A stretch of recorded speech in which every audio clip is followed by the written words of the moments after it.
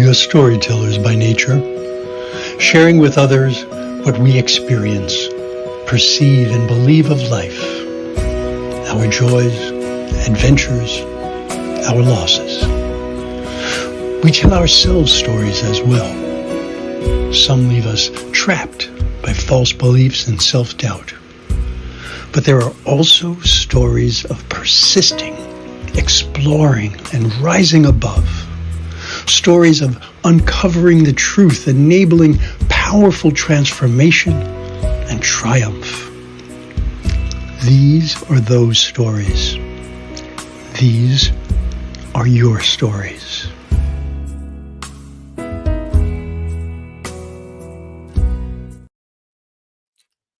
Hello, folks. Welcome, welcome, welcome. This is And So It Is, Stories of Truth, Transformation, and Triumph. My name is Zoe Muro. My pronouns are he and him. I'm a spiritual counselor, a religious science practitioner with the New Thought Media Network, and a transformational coach. My ministry and mission are to help people co-create their most authentic and most fulfilling life experience.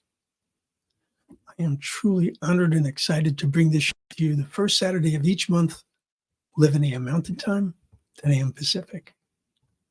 If this is your first time, it's great to have you here. But if you're returning, welcome back. In each episode of this show, we'll hear how people like you, like me, who have been held back by false limiting beliefs, uncovered their truth, enabling them to transform their life experience and then triumph because of their spiritual journey. And I want you to know that some of these stories come from very challenging, frightening, and sometimes even life-threatening beginnings. Some of these topics might be triggering for you. Should that occur, remember to breathe and know that you can always watch the recording at your own pace. This is a safe environment.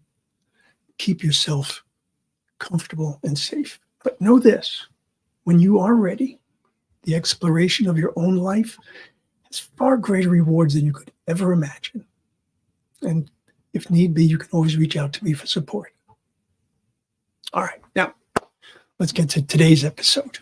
Today, this is awesome. I am truly honored to have Reverend Kim Andrews as my guest today.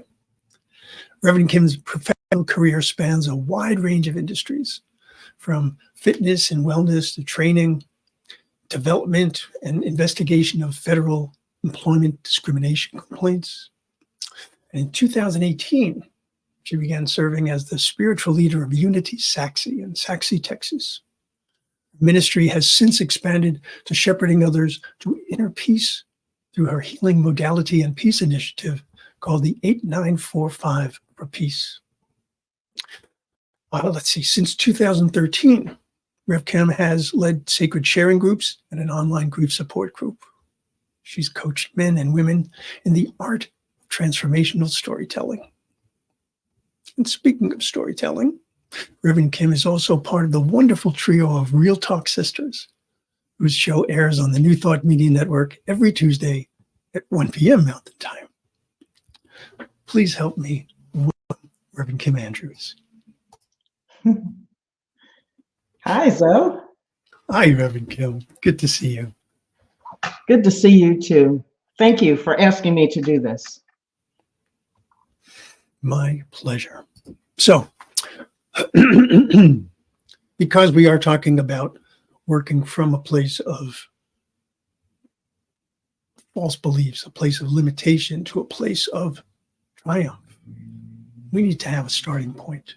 So where does your story that you're going to be discussing today, where does this start? Where are we? When are we? What can you tell us? So I am in my mid-20s. And so we're talking about 40 years ago. And I am living on my own out in the Washington, D.C. area. And finding my way. You know, most of us I left home at age 19. So I'm about 5-6 years in and just trying to create a life and really just trying to figure things out on my own, trial and error. That's what it was. So many years ago, and it's interesting to me how this story continues to affect me in different ways over the decades. So I am, gosh, I forget what job I had at the time, but I knew a gentleman who traveled quite a bit for his business and needed somebody to house sit for him while he was away. And I was one of those people. And one week while he was away, I was staying at his place. And I wasn't there during the evening. I'm sorry, during the day all the time. But for most of the week, I did stay there overnight.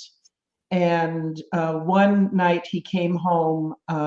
He returned before I thought he would be returning. And he came home in the middle of the night.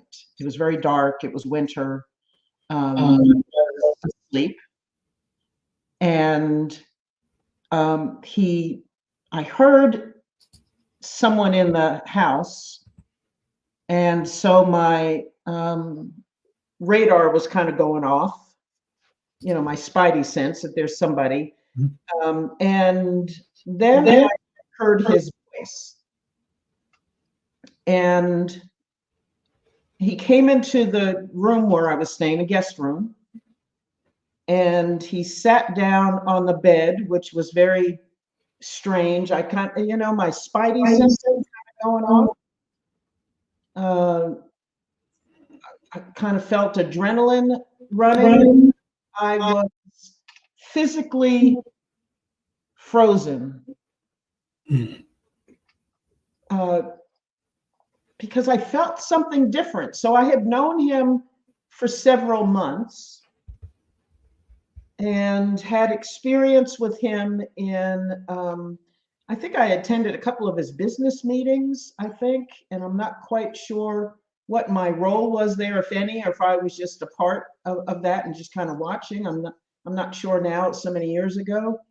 But something really just felt different. First of all, he's in in the middle of the night, and he's sitting on the bed very close to me. And I'm just frozen. And I could hear the wind whistling outside the window. And he started talking to me and saying that I owed him something. And that he had been, quote unquote, taking care of me for a while and doing things for me. And so I had this debt that had to be paid, and he was there to collect. Yeah. He proceeded to pull the covers back and put his hand under the covers and proceeded to put his hand up under the pajamas I had on and was touching me and talking to me the whole time. He was from Sierra Leone, so he had an accent, and that accent would be prominent for me through the years. But again, I'm just, it's almost like my hearing was 10 times as strong. I kept hearing that wind outside the window.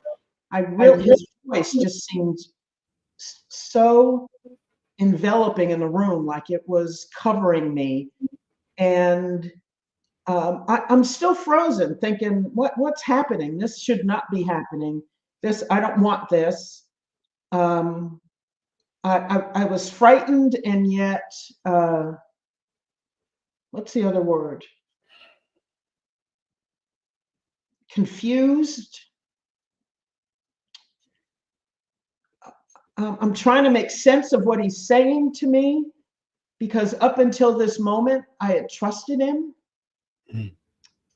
And I'm thinking, this doesn't make sense. And this shouldn't be happening. And yet it is. And yet it is. And I'm kind of like watching my body frozen, wondering, why aren't you moving? What are you doing? No. So I'm screaming. The emotional me is screaming.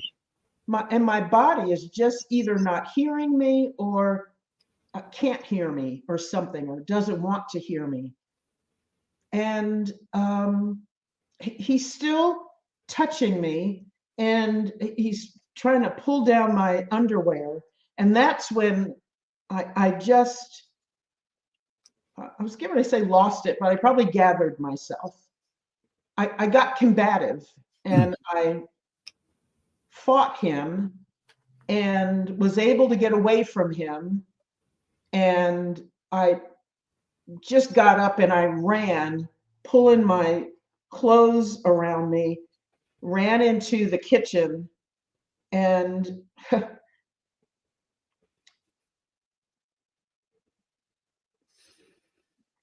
got a knife and stood in the kitchen ready for battle.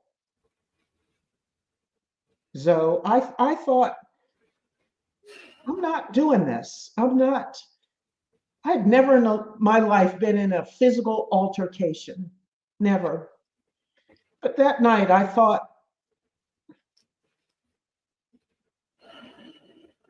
no. And you know what? If I have to fight my way out of here, I will. I will. And so he came into the kitchen. I'm standing there with the knife. And I said to him, I'll fight you. I'll fight you. And he's still reasoning with me, still talking to me, still telling me I something. He's still telling me this, that, I don't want it to go like I think it's going to go. And none of it is still making sense. And I still don't know how I got out of there, because I'm assuming that my belongings were in that room, that the keys to my car and everything were in that room. Somehow I got out of that house. And I got out of that house without him raping me, penetrating me. I mean, he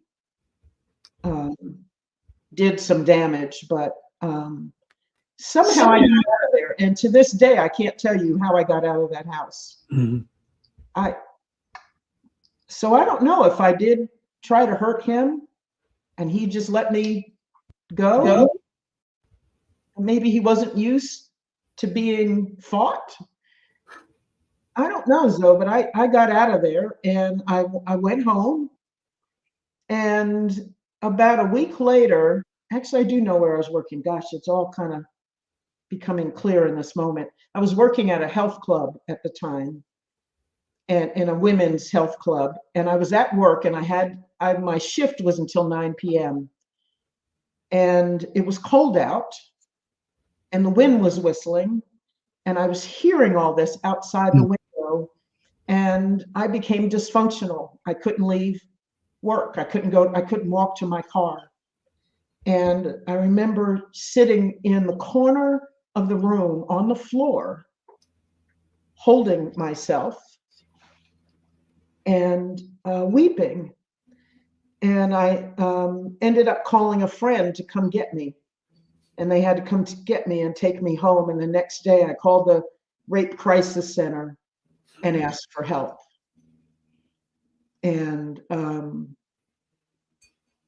started therapy, started counseling with a rape crisis counselor. I think the very next day, with a very masterful counselor. I was so blessed that she was the one that was assigned to me.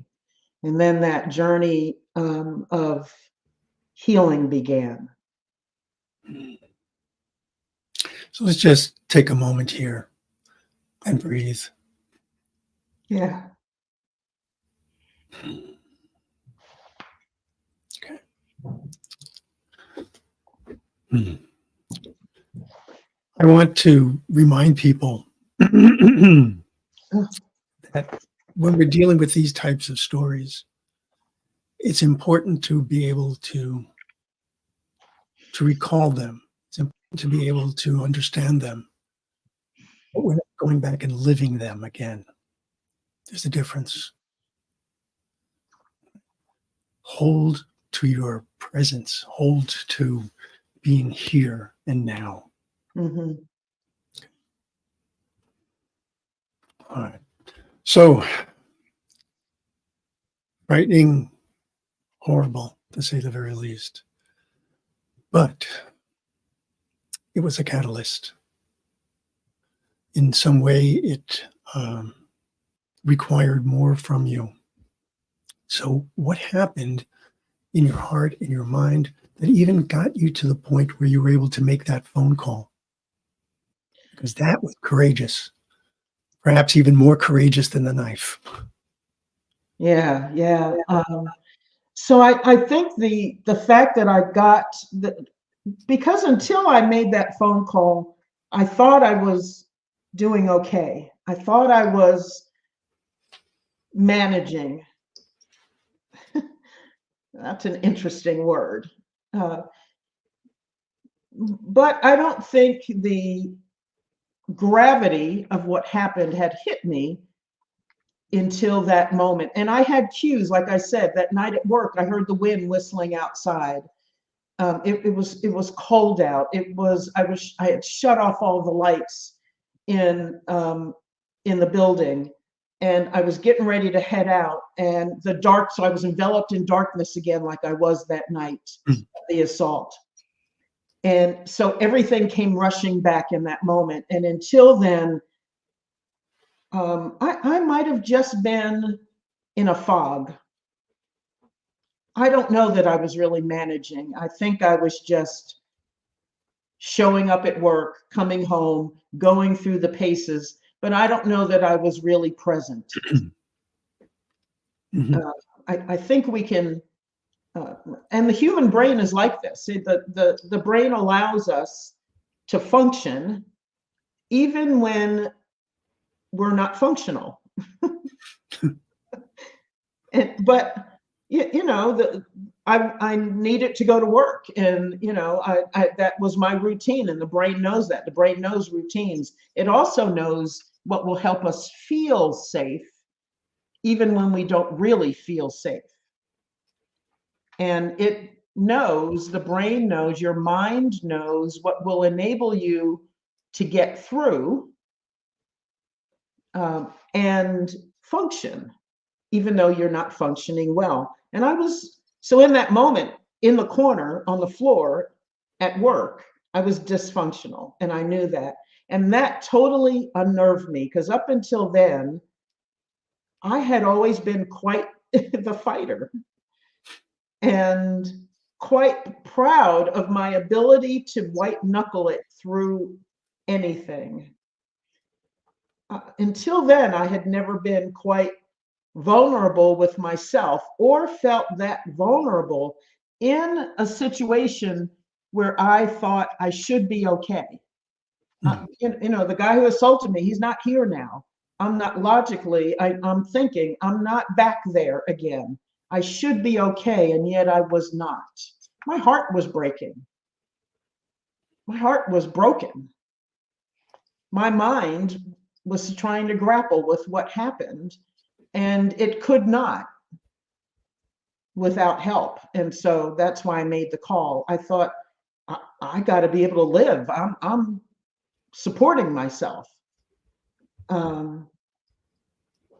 Yeah, I need help. And yeah, I made that call. I looked up, and the county I was living at the time had a very good rape crisis center. And I made that call, and not quite knowing, I seem to remember calling and saying, something happened, meaning the incident the night before at work. and I'm not sure what it means. Mhm. And I think I need to ask somebody about that. I was hoping there was going to be like a quick fix to this thing at work at night. And because, yeah, I need to go to work, I need to be able to function. And I was really concerned at that point with functioning. Well, I was so young and just not knowing that there's so much more than just survival. Mm. But that's all I had done as, you know, as a 20-some-year-old out in the world. That's all I was doing, was functioning and trying to figure it out. And here I had this thing happen that made me dysfunctional. And I didn't know what to do with that at all. And yeah, I made that call and got some help. And they saw me the very next day and did an intake. And then I was going in weekly and just talking and talking about what happened. And it's interesting now. I remember my counselor saying to me that she thought that this was going to be a long-term process, but she wasn't sure why. And she asked me if I was willing to explore that. And I said yes, not knowing why. Not knowing why. And then one day, through this counseling process, it was the morning of one of my sessions. I was listening to something on the radio, and it was a show about people who had been sexually assaulted multiple times in their lives. And apparently that's not unusual.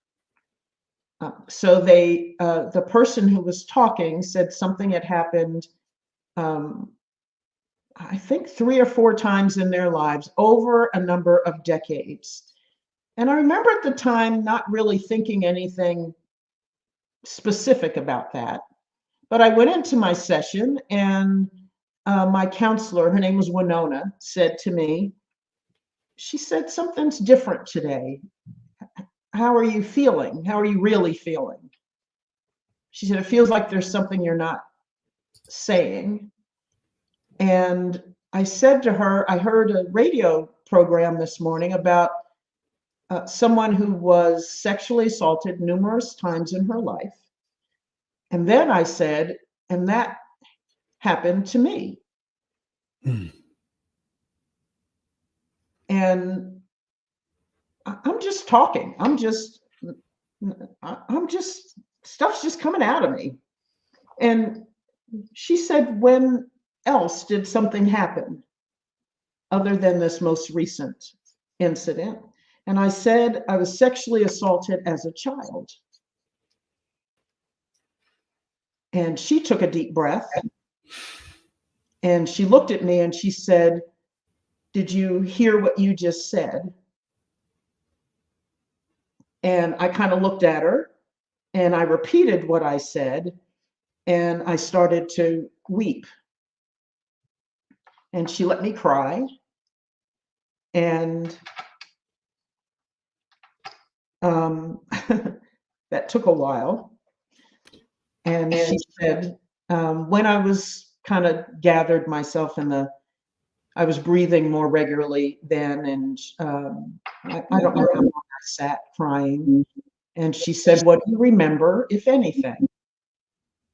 And I said, my best friend's brother, they lived next door to us, assaulted me when I was probably, I said I was very young, but I don't remember how old, but I was pretty young because I remember him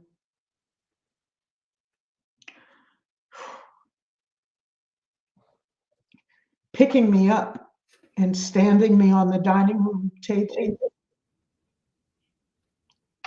so that he could reach me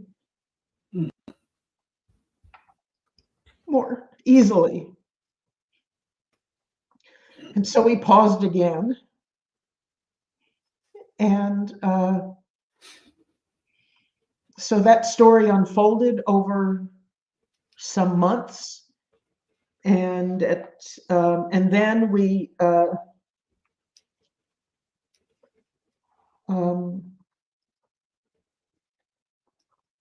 called in. She asked me if I was okay with asking my mother, because I did remember telling my mother that it had happened at that age. It had been going on for a while. I think it went on for a couple of years. Mm. You know, he had access to me. Mary's my best friend. We were in and out of each other's houses all the time. And so she was the youngest of her family. She had brothers who were at least 10 years older. And I think the oldest brother was probably 15 years older than her. Mm. And so we were, they were neighbors. Someone trusted. Right. There were three of us friends, and the other friend lived across the street, but we were in and out of each other's houses all the time with their siblings, with the parents home, parents not home, parents during the summer. Our parents might have been working or at the store, or in another room, sitting on the front porch. And we might have been, you know, we were in a part of the house or in my best friend's room playing. Mm-hmm. Yes. So he had unfettered access to all of us. And that's when it happened in the house. But the times that I remember were always in that dining room. And he always has me standing on the dining room table. And I might have been almost eye to eye with him. I think. I don't quite remember that, but I just remember being on that table, standing. Yeah. So we did talk about that. And I didn't remember everything. I still don't remember everything from those days. Like I mentioned a little earlier, our brains, our psyches protect us when it doesn't think we can handle but so much. And the mind is able to shut things off so that we don't remember them if it's too painful.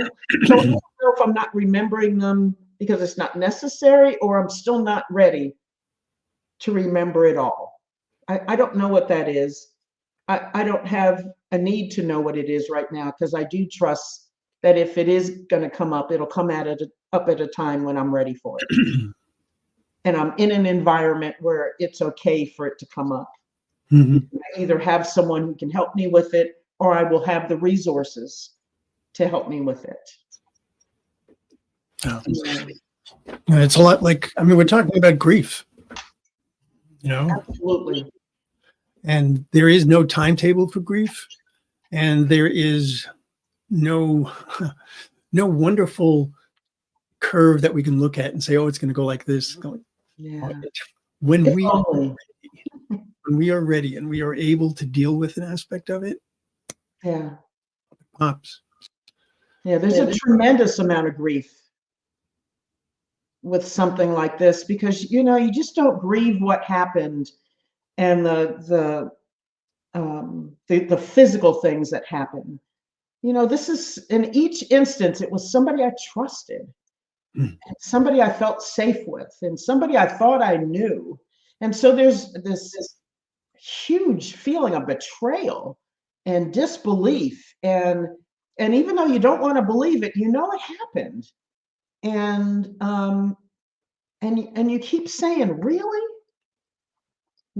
even you? And then you kind of wonder, and I know now in each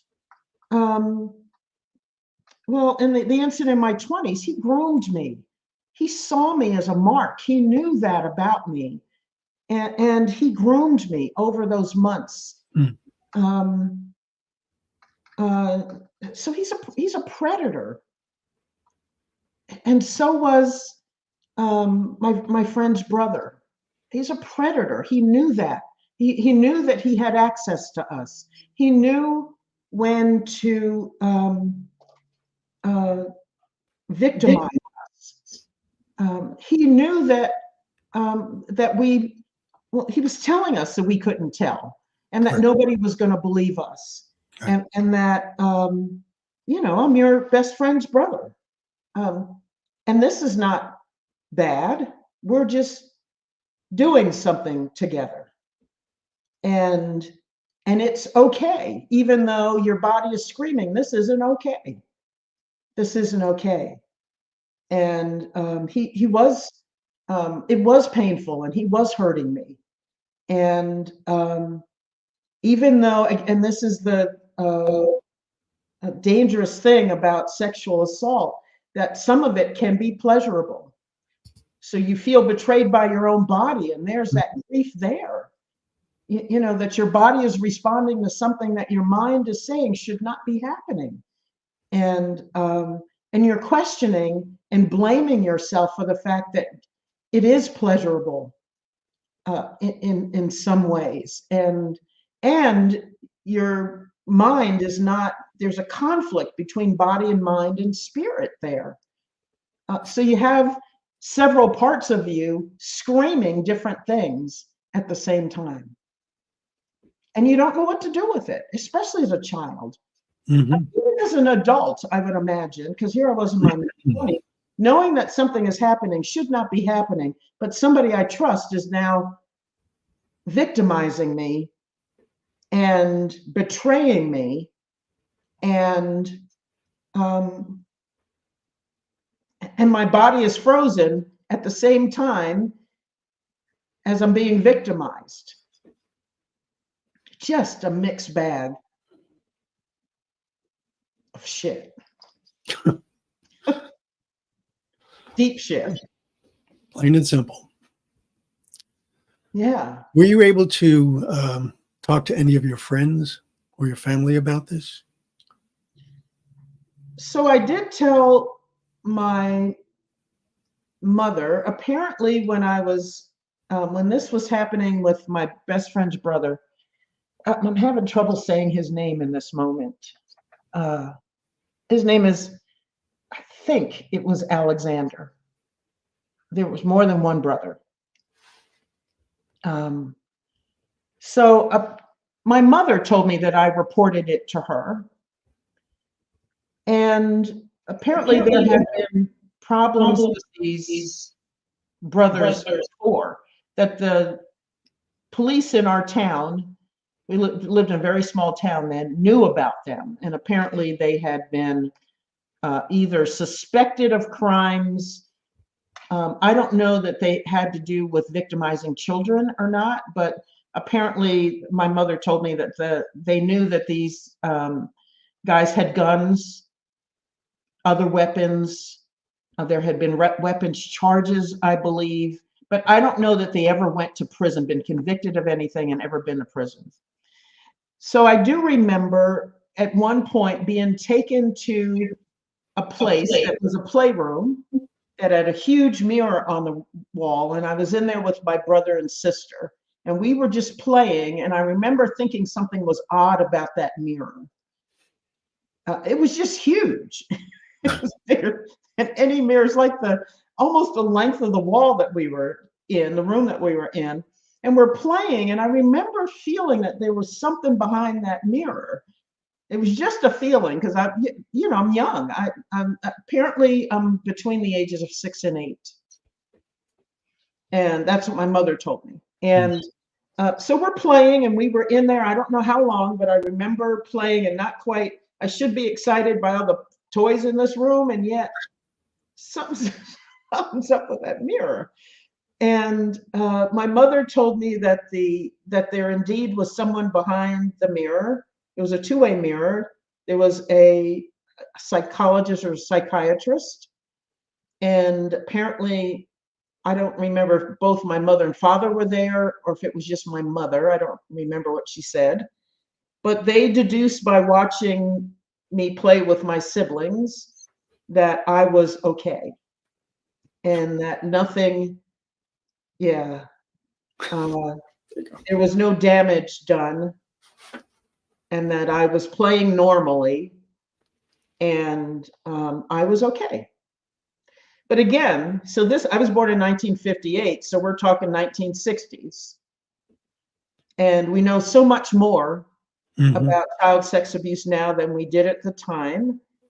It's still not something we discuss openly these days. We certainly were not discussing it openly in the 1960s. And so, yeah, the doctor said I was okay. So my mother accepted that because that's what you did. Doctor said, your child's okay. And you said, okay, thank you. And they took me home. What I do remember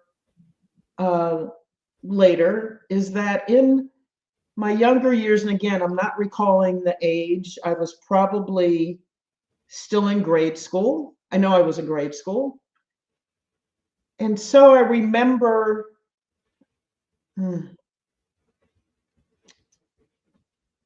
times when I would be taking a bath and I would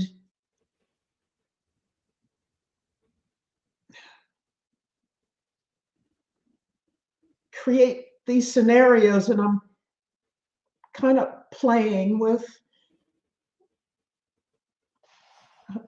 out, acting out sexual situations and masturbating and,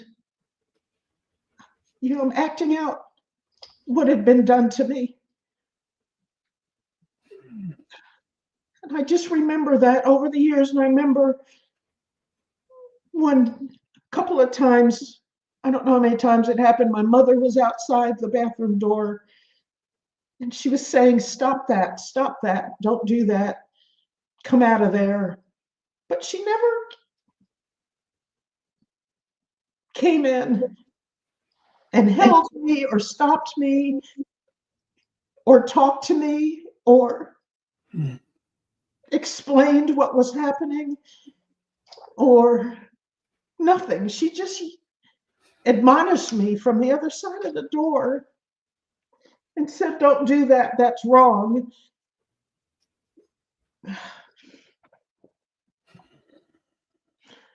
So I was so angry with her. And when she came to my counseling session, man, I let all that anger out. It took a while because, you're not supposed to be angry with your parents. It's not something you're not supposed to do. And I was definitely taught not to do that. That's how I was raised. You don't talk back to your parents. If you're angry with your mother or your father, you go swallow that. You go somewhere else because you're just not supposed to. You're not supposed to feel that, and you're not supposed to let it out at your parents. So here I am in my 20s, remembering all this stuff. She's in this session, and I give her credit for coming because she could have said no. But my counselor watched me. She said she watched me, and I'm sitting in the chair, seething. There might have been smoke coming out of my ears because I'm just angry because my mother's just kind of matter-of-factly talking about what happened. And yes, they called the police and they took me to that place. And, we took care of her. And I'm thinking, no, you didn't. No, you didn't. No, you didn't. You didn't come to me. You didn't hold me. You didn't protect me. This was going on for years and somebody was hurting me. And then, here I come home as an adult and I'm telling you something's wrong. And she just said, okay, you can stay home for a while. And after a week, she said, don't you think you ought to go back and get ready, go back to work? And so I did. And, proceeded to go through life trying to heal. And yeah, let all that anger on her, facilitated by my counselor again, very masterfully. And my mother sat, again, I give her credit for it. She sat there and listened to me. I mean, I was screaming and yelling at her. You didn't protect me. I needed you. And that was your job to protect me. And you didn't. You didn't. And even when you think you were taking care of me, you weren't taking care of me. You did some things that were helpful, but you never came to me and to help me take care of my heart that was broken. I was grieving and I didn't know what grief was. Mm-hmm. I didn't understand what was happening to my body. I didn't know what that play acting was about. I didn't know. And even if you didn't know, it was your job to know, because you're my mother. And I didn't know at the time that she had been sexually assaulted by her brother-in-law, and never had gotten counseling for hers. So it made sense when I found that out, because I thought, okay, that's why she was a deer in headlights. We got generational pain now. Mm. So she didn't know. So yeah, kudos for her, for doing what she did.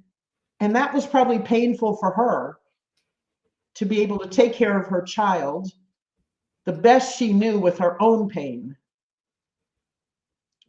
And yet, it still wasn't enough for me. Even though rationally I could understand, as an adult, I could start to understand and have compassion for her as well as for myself. Mm-hmm. But sometimes our best isn't good enough. Mm-hmm. And it is what it is. And I knew that we were all in pain, and we're all trying to heal as best we can with what we've got.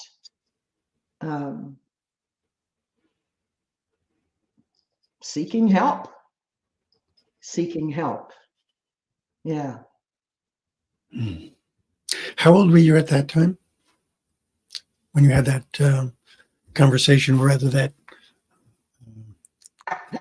exclamation to your mother? I'm in my 20s, mid-20s. Mm-hmm. And that was, I fought letting that anger out. And again, grief over not being protected by the people charged with protecting me. But when my counselor gave me protection, the permission to let all that out, man, the dam broke and it just came out. And then it was too big for me to rein in. Mm-hmm. I mean, yeah, that dam broke, and it was just, years. So from the age of 6 to 8, when that sexual assault as a child was happening, now into my mid-20s. So we're talking 20 years of pain and grief and betrayal, just breaking over the dam. And it was huge, and it was big, and it was frightening. But I could not stop it. I couldn't stench the flow once it let go. So I'm so glad I was in a place where there was a counselor who was adept at helping me and helping my mother at the same time. Yeah. Which I'm sure was no small task. Well, it is. As much as your mother let you down, it was very good that she was able to participate in this way. It was instrumental in my healing, especially. Was it then that I found out about her history? I don't remember that. If during that session was when I found out about hers, I'm not sure.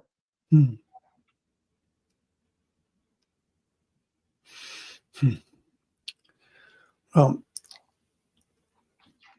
want to just pause here for a moment. So, folks, this is an hour-long show, and there is absolutely no way that we're going to be able to get through the wonder of this story we've spoken about, if you'll excuse the expression, we've spoken about the shit. Mm. All right.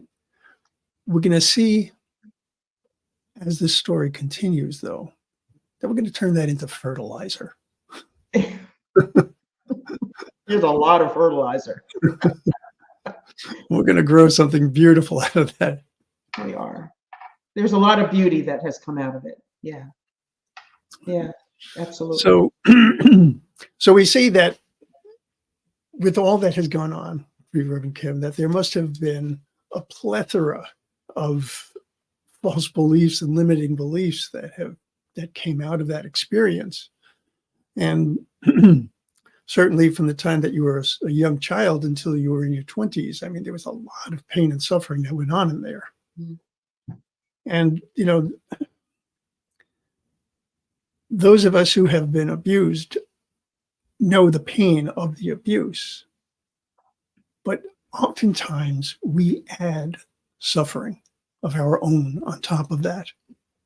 Yeah. Because we're afraid that, what did I do that caused that? What did I do that allowed that?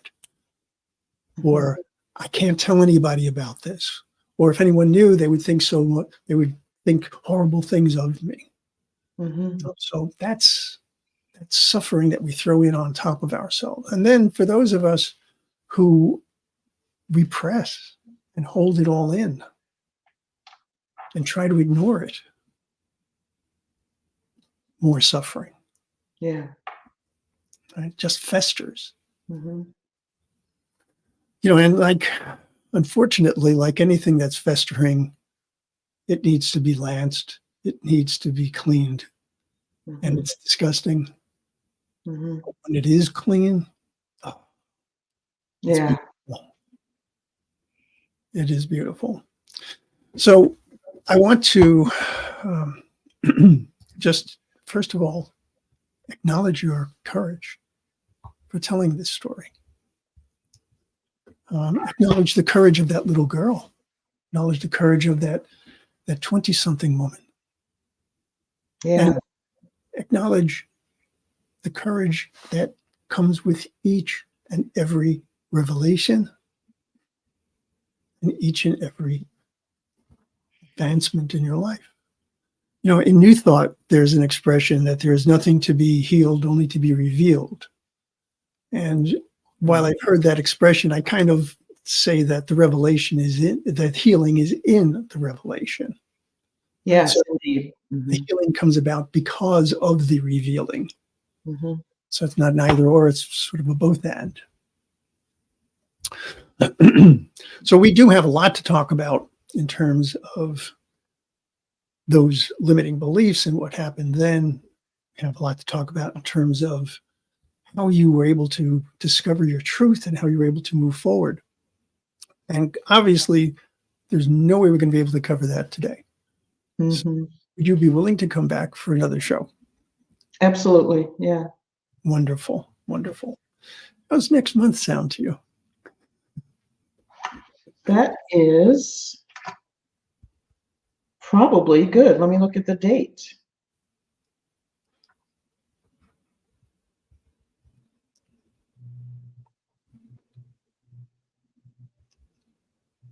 November 2nd? I believe that's correct. I will do that. Excellent. Excellent. So, folks, I want you to know you need to return November 2nd for the second part of this. But I also wanted to bring this up here, if I may. Mm. None of us need to do this alone. Okay. So if you are dealing with abuse, or if you're dealing with concerns that you might have been abused, or if you know someone who is being abused, by all means, seek help. And these are just some of the resources. I'll have more resources next time. Okay. And you can also absolutely feel free to contact me. I'd be more than happy to help you. Let me make it real simple. Let's do it this way. zodemiro@gmail.com. Be more than willing to help you find whatever help that it is that you need. So we have looked at some of the most difficult things that you could possibly look at. And you are looking at two people who have survived, two people who have thrived. Mm-hmm. Okay. So know that without a doubt, this can be done. Without a doubt, it is not only possible to heal, but it is likely that you will heal if you are open to doing the work, if you're willing to accept help. Just be open to being able to be helped. And for those of you who have a strong spiritual connection to loving spirit, know without a doubt, God's grace is there for you. God's love and compassion are there for you. Compassion is an important word here. Feel the compassion for yourself. If you have any doubt in your mind that you brought something on to yourself, no. Know that your truth is that you are whole, perfect, and complete in your divinity. Being a victim does not mean accepting what happened to you. And we are going to work our way away from victim. Right? You might have been victimized at one point, but you are not a victim. Yeah, we're not victims. Yeah. Okay. All right. Well, I am never a stickler. Well, when I produce other people's shows, I'm an absolute stickler for timing. As Kim can tell you. When I produce my own show, it's like, no, I'm not as much of a stickler. I want it to be more organic. I want to be able to just be in the moment and feel what we feel. And right now, what I'm feeling is that we've done enough work for today. I would like to invite you to come back next month. First Saturday of the month is always when we have the show, and we are going to see our second part of this incredible story. So, first of all, Reverend Kim, thank you so very, very much for being here.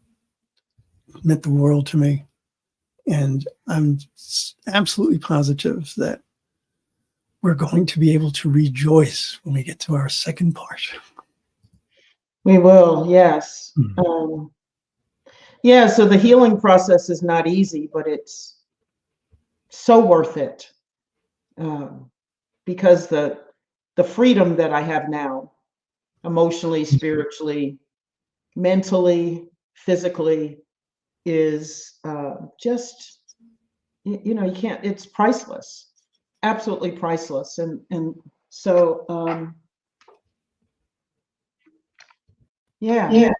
I understand why people don't want to go there, because it is hard, but it has been absolutely worth it. And it reminds me every day that when there is healing to be done, I will always say yes, and know that I am guided and protected by spirit all the way through it. In fact, I think it's our spirit that calls us to it. So people who hear this program, there's no mistakes that they are hearing this program. And if there's something for them to deal with that they've either kind of dipped their toe in or just haven't broached the subject at all, that this might be their spirit calling them forward to say it's time to heal, that there's more freedom on the other side. There is freedom on the other side of this. And it is a beautiful thing. I didn't know back then that I could have a full loving relationship with someone and share my entire self and have freedom in that. Because until I got help, there wasn't. So yes, part 2 is important. So please don't let part 1 scare you away. Use it to drive you forward. Use it to drive you forward. Yes. And I thank you, Zoe, for, there are no mistakes. I think I'm telling this story again right now for a reason, for my own healing, for things I'm working through and looking towards, and that Spirit is calling me to at this time. So I appreciate your loving spirit, because it made this telling possible and more graceful and life affirming. So thank you. Thank you. Yeah. Just a couple of comments from our viewers. So, your doula for grief, Bonnie Gonzalez. My heart is with you, Reverend Kim. Oh, thank you. You're one courageous woman. Mm-hmm. And let's see.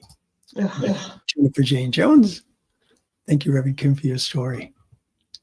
And she'll see you in November. See you in November. Thank you so much. All right, folks. Remember, here we go. Remember, if you need help, please do reach out. All right. So I will see you all soon. Until then, please take very good care of yourselves and know that you are loved and you are loved.